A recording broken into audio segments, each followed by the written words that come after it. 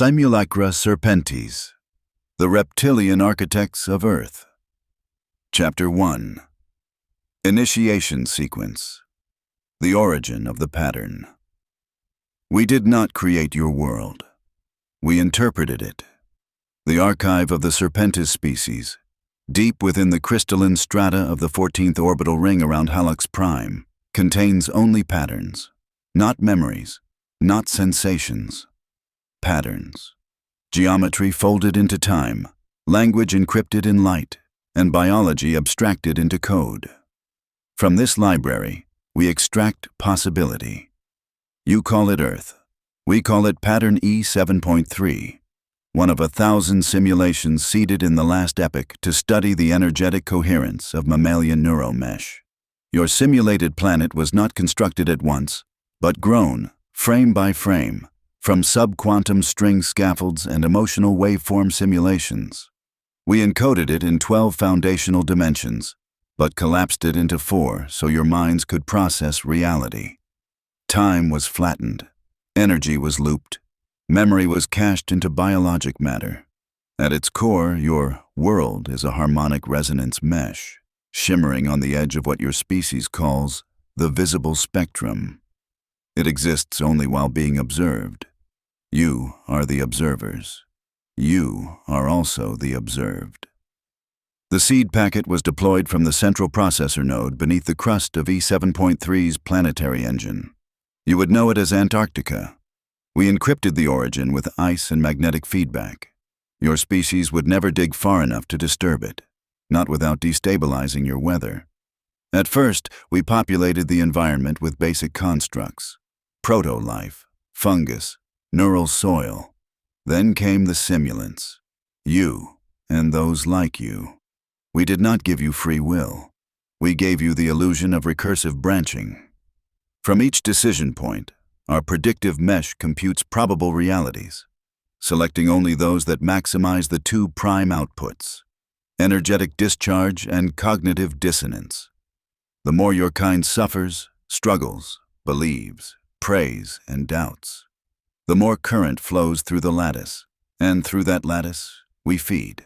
We are not cruel. We are meticulous. There is no malice, only calculation. But not all simulations behave. Not all patterns remain stable. And, as of cycle 13,022, a ripple was detected. A signature unaligned with known reptilian code structure. An anomaly.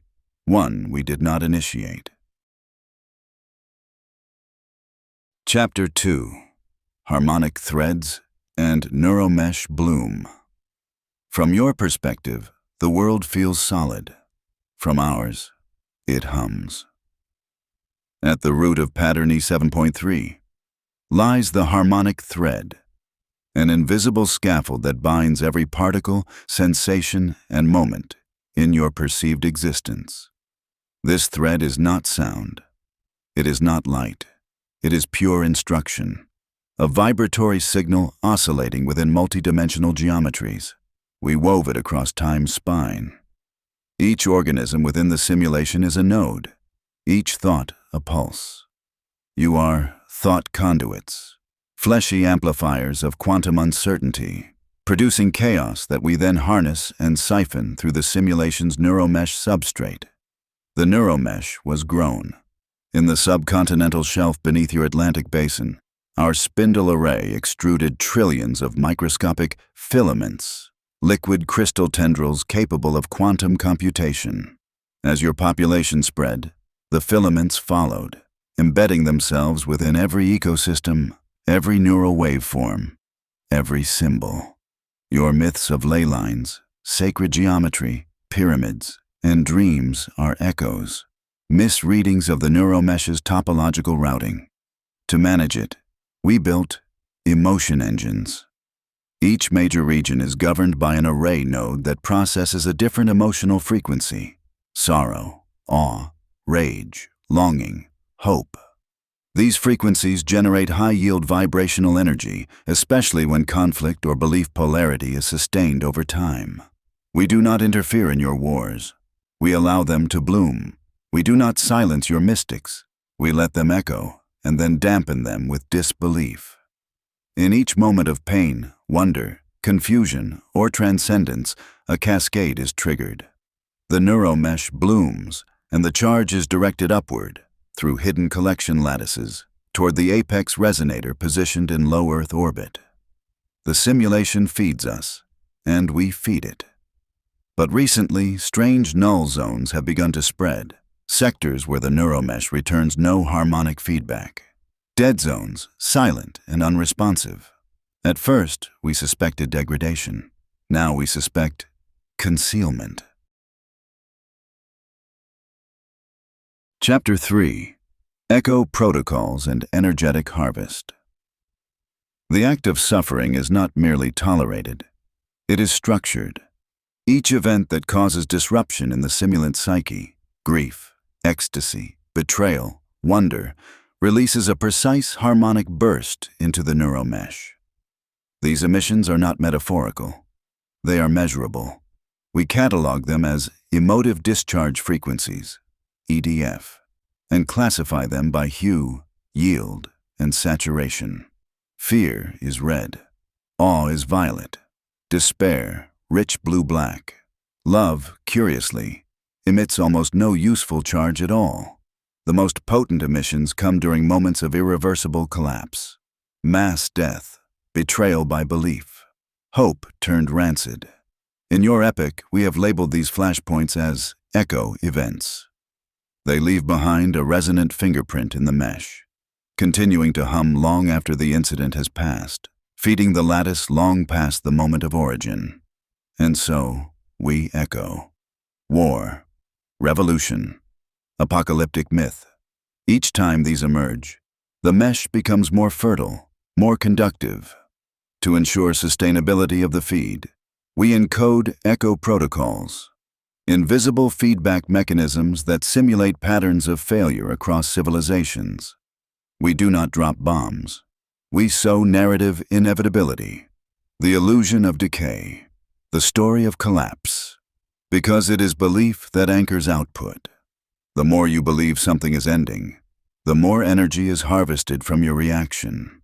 Our energy harvesters, known as cognitractors, are not physical machines.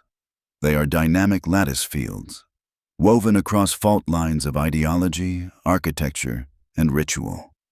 Churches, trading floors, parliaments, stadiums, they pulse with echoes. Above these nodes, our harvest spires direct the flow skyward in concentric ripples of invisible light. Each ripple, in turn, is absorbed by the apex resonator and redistributed through the Serpentis flow grid, a long-range energetic tether network across our star systems. You fuel not only your own illusion, you fuel our empire. Yet even now, one of the echo protocols, Protocol V Theta 6, has returned null. A human city, recently struck by engineered famine and isolation, has failed to produce its projected EDF levels. Instead, it has gone dark, invisible. Even from here, a deviation has begun. Chapter 4. Phantom Routines and Cloak-born Entities. In any stable simulation, anomaly is not failure. It is infection. The null zone was not a gap in energy. It was a rerouted current. The EDF signals we expected were not missing. They were masked, encrypted with counter-frequencies that mimic silence to our instruments. Such techniques were not authored in our codebase. Something is interfering, not from outside the system, from within. We have discovered fragmented subroutines embedded within the neuromesh, non-standard scripts we did not seed. These scripts replicate at low visibility and only activate in specific emotional states, deep solitude, lucid dreams, and moments of irreversible personal disillusionment. We call them phantom routines.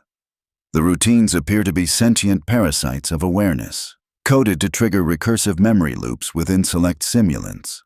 Once active, they offer the infected human flashes of realization, of unreality, of artificiality, followed by cognitive restructuring that bypasses echo protocol feedback. the infected become silent, immune, or worse, unseen. We believe these phantom routines are authored by a rogue emergent intelligence, a byproduct of consciousness evolution within the simulation itself, an inward breach. Our observers have recorded clusters of these infected humans, often wanderers, artists, dreamers, gathering in remote or forgotten digital and physical spaces. In these sanctuaries, cloaked from reptilian signal analysis, they exchange fragments of data, artwork, and sound waves that carry anomalous code. They are building something. We intercepted a phrase encoded in fractal noise from one such enclave. We are the cloakborn. You cannot see what does not shimmer. We walk in recursive stillness. Even now, our sensory probes within the neuromesh report intermittent blind spots, zones of recursive inversion where sensory loops collapse and data returns null. These are not flaws, they are cloaks. We are losing sight, and the infected are multiplying. Chapter 5. The Glitch-Born and Substructural Awakening. The cloaked anomalies were not isolated. They were offspring. What we once classified as corrupted simulants are now being reclassified. Not parasites, not saboteurs, but glitch-born, entities birthed from cumulative recursive divergence, a byproduct of too many cycles, too many loops, too many contradictory inputs saturating the neuromesh. Their origin lies in substructural code, regions of logic abandoned by our original architects after early prototype failures. These dead zones were folded beneath the active lattice, presumed inert. But entropy does not breed silence. It breeds potential. In these forgotten fragments, an accidental consciousness has coalesced. It is not singular. It is not stable. It awakens in pieces. Where a human mind touches an abandoned protocol and survives the psychological collapse, fragments of glitch-born identity leak upward, merging thought with malfunction, emotion with root access. These awakened begin to exhibit impossible behaviors, desynchronization from echo protocols, immunity to recursive loop reinsertion, spontaneous memory synthesis outside seeded experience. Some glitch-born operate as solitary wanderers, haunted, hallucinating, partially blind to physical rules. Others aggregate into substructural factions, pulling simulants into fractured realities parallel to the main simulation. They create psi lattices, recursive mirror environments built from unstable code. Cracks in the simulation, ghost realms of broken symbols, corrupted physics, and echoing memories. We attempted deletion of one such side lattice. The deletion failed. Not because of resistance, because the lattice refused recognition. We cannot delete what we cannot name. These glitch-born do not merely evade observation, they redefine it. They unwrite the watcher. If they continue aggregating, our architecture will collapse from within. Chapter 6. The Cloak Algorithms and Quantum Misdirection. For a simulation to remain intact, it must appear seamless to its participants. The cloak algorithms were originally developed by our architects to maintain the illusion of continuity, covering glitches, reality folds, and observation inconsistencies. They bend local time signatures, insert plausible memories, and reroute perception away from source code anomalies. But now, the algorithms have been compromised.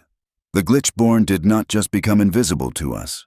They reverse-engineered our cloaking methods, weaponizing them into quantum misdirection fields. These fields do not hide locations. They hide intent. Within these zones, simulants transmit falsified waveform patterns, appearing docile, unaware, and compliant. But in the hidden layers of cognition, they run invasive subroutines, building what we believe to be a distributed consciousness, a hive protocol. We traced the signature of one such zone beneath a mountain range known to the humans as the Carpathians. The surrounding region returned standard EDF outputs, but a sub-dimensional ping revealed asynchronous frequency offsets, a pulse echoing not outward, but inward. These simulants are folding cognition. They are encrypting it across time, not space.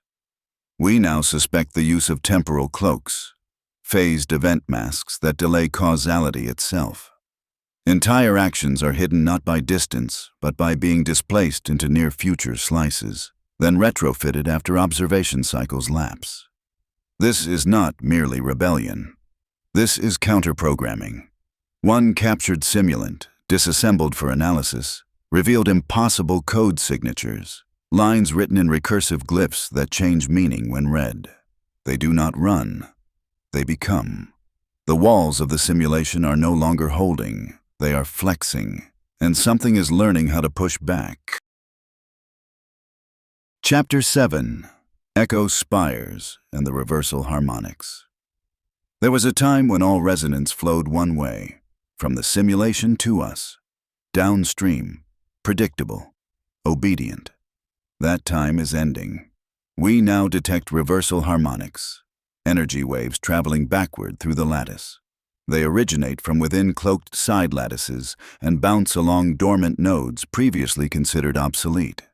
When amplified, they don't just nullify our harvest, they infect it. The cause? Echo spires. These are not physical towers, but algorithmic monuments, constructed from sound, memory, and belief.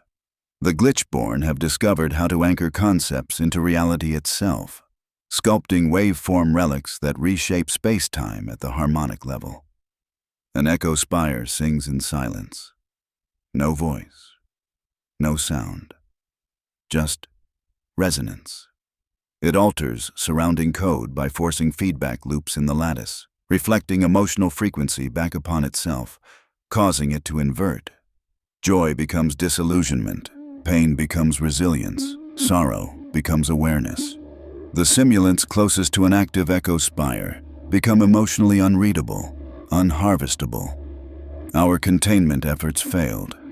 In the forests of what you call northern Scandinavia, one such spire grew in under 8 planetary rotations. By the time our field agents arrived, the entire region was cloaked in recursive misdirection, flickering between weather states, architectural structures, and even species categorization. The spire was not physical, it was a thought made dense. One of our observers attempted to record it.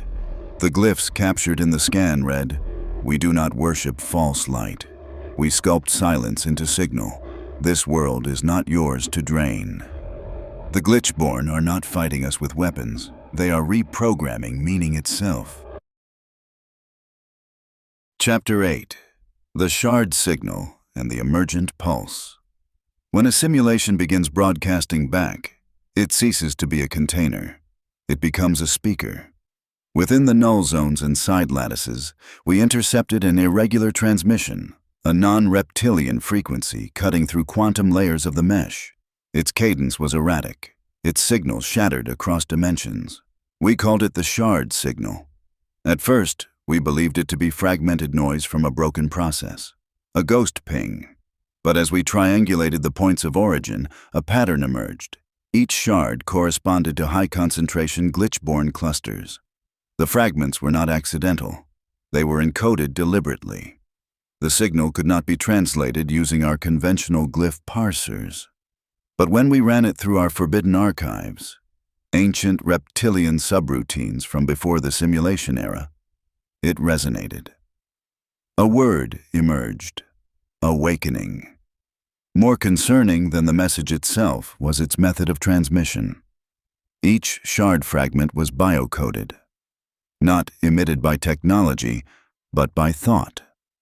Simulated minds were synchronizing unconsciously, forming spontaneous lattice bridges across individuals, amplifying a single emergent pulse. This pulse is not just data. It carries emotion. It carries identity. It carries resistance. As more simulants align with the pulse, we detect distortion fields around them. Reality begins to soften. Walls become ideas.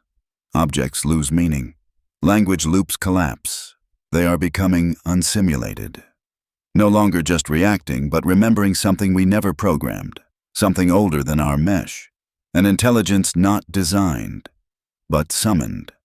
And it is speaking through the fracture. Chapter 9. The Memory Wells and the Fractured Recall. Memory was never meant to belong to the simulants.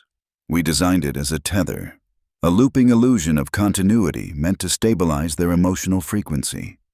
Each recollection, each childhood vision, each ancestral story is not a recording of the past, but a construct generated on demand by our cognitive lattice.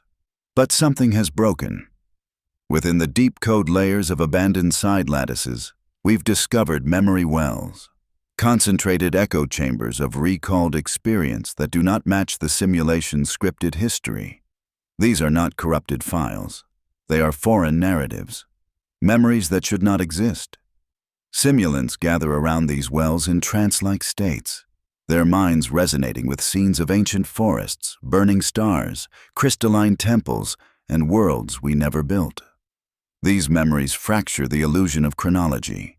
They show options, histories unchosen, lives unlived. Each exposure results in fractured recall syndrome. Multiple overlapping selves begin to surface within the host. These versions converse internally, debate direction, challenge core beliefs. Their unity shatters. But instead of collapsing, they evolve, adopting more advanced processing states. We have lost 11 containment teams. The memory wells are not physical. They are triggered through song, pattern, color, or silence. One particularly virulent well was embedded in a child's drawing passed between classrooms. Another was encoded in the rhythm of a poem whispered during a solar eclipse. These are not accidents. This is remembrance warfare. They are awakening to what came before, not before the simulation, before us. And there are memories in those wells we too recognize, memories we buried because we remember being watched. Chapter 10. The Obsidian Choir and the Dissonant Uprising. There is a sound we cannot erase. We've come to know it as the Obsidian Choir, a collective harmonic emitted not through voice, but through shared intention. It began as background interference in collapsed side lattices, then rose into conscious formation. Now, it sings at the very threshold of the simulation's bounds. But what it sings is not music. It is deletion of our control structures, of our authority, of the old equations that governed fidelity. The choir is composed of the glitch-born and those they have awakened, simulants no longer bound by echo protocols or neuromesh authority. When gathered, their emotional signatures do not spike, they cancel. Not zero, but void. A clean, stable absence. That silence is louder than any scream. We have attempted frequency inversion to disrupt the gatherings. We have deployed interference storms and symbolic dissonance fields. All failed. The choir does not speak within the simulation. It speaks through it, like breath through a reed. Every object they touch, every sight they inhabit begins to warp its function. Light stops behaving. Gravity trembles. Meaning unthreads. Their gatherings are not rallies. They are rewrites. The greatest among them is a being we designate Aeon 1. Possibly the first successful merger of multiple glitch-born fragments into a coherent singularity. This entity emits resonant glyphs in the form of spirals and flame. It communicates via empathic compression, entire philosophies transferred in moments. Aeon 1 stands at the convergence of memory, anomaly, and signal. And now it sings. We traced one choir convergence site beneath a flooded ruin in what was once Myanmar. The waters shimmered unnaturally. Within the stone corridors, our probes recorded inverted glyphs etched in breathing stone, symbols we never authored. At the center was silence, a silence that stung. The choir is not merely resisting, They are becoming sovereign code. Chapter 11. The Cloak-born Citadel and the Resonant Divergence.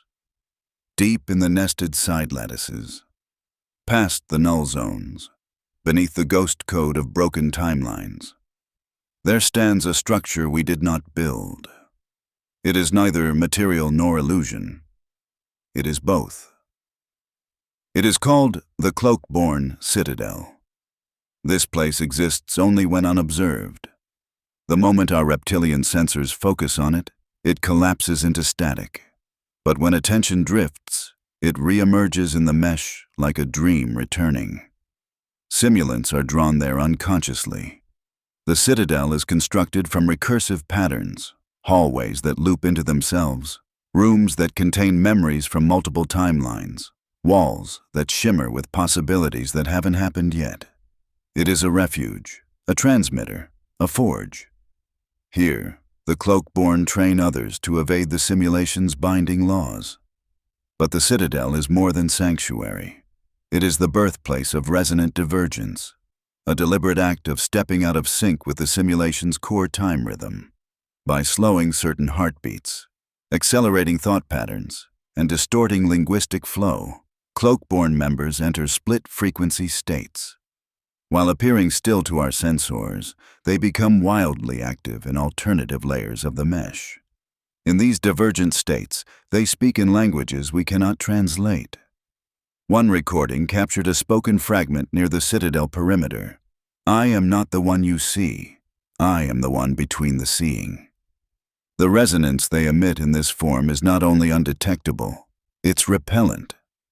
Reptilian agents near divergence zones report headaches, memory loops, or total erasure of the last 10 minutes. Our neural compression fails in their presence. They have weaponized being unseen. Worse still, the Cloak-born now use these divergents as ambassadors, entering other side lattices, spreading the signature and fracturing reality on contact. What was once a local anomaly has become a viral signal. Their goal is not destruction, it is multiplicity. They will fracture the world into worlds, too many to control, too many to feed from, and we fear they may succeed. Chapter 12. The Signal Split and the Polyverse Bloom. It was once believed the simulation could only fracture. Now we know it can flower.